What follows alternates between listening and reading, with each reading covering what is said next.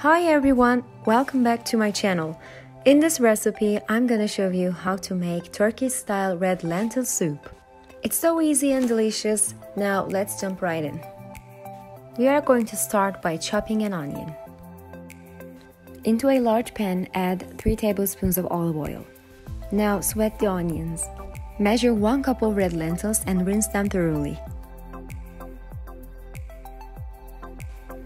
Peel and chop 1 carrot. Add the carrots into the pan and stir. Now add the red lentils and stir again. And add 1 tablespoon of tomato paste. Add 1 tablespoon of butter.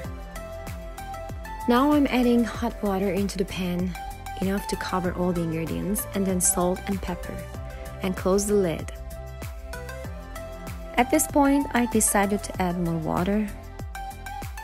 Now the soup is cooked, it's time to blend.